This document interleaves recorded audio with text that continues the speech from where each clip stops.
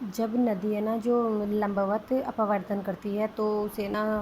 गहरी व सकड़ी घाटी का निर्माण होता है, जिसे वी आकार की घाटी कहते हैं। और जब नदी है ना इसी वी आकार की घाटी के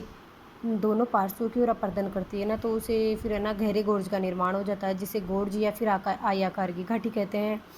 और जब इसी गोर्ज में है ना जो नदी जो लंबवत और पार्श्विक दोनों अपवर्तन करती है ना, तो उसे केनवान का निर्माण होता है। और नदी मार्ग में जब है ना जो कठोर व मुलायम चट्टानों का ढाल है ना जो नदी की प्रवाह की वेग की तरफ होता है ना, तो फिर नदी है ना कठोर व मुलायम चट्टानों को धीरे धीरे काटते काटते ना जलप्रपात का निर्माण करती है, जिसे जलप्रपात कहते हैं। और इसी जलप्रपात में है ना जो फिर जलछेदन हो जाता है।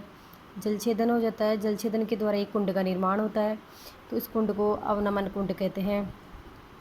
और जब इसी नदी के वेग के रास्ते में है ना जो कठोर व मुलायम चट्टानें आ जाती है, तो नदी है ना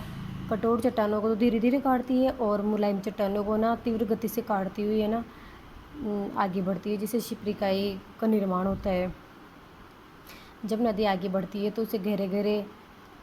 खड्डे बन जाते हैं, और इन खड्डों में जब अवरोध उत्पन्न हो जाता है ना, तो उसे जलभंवर के नाम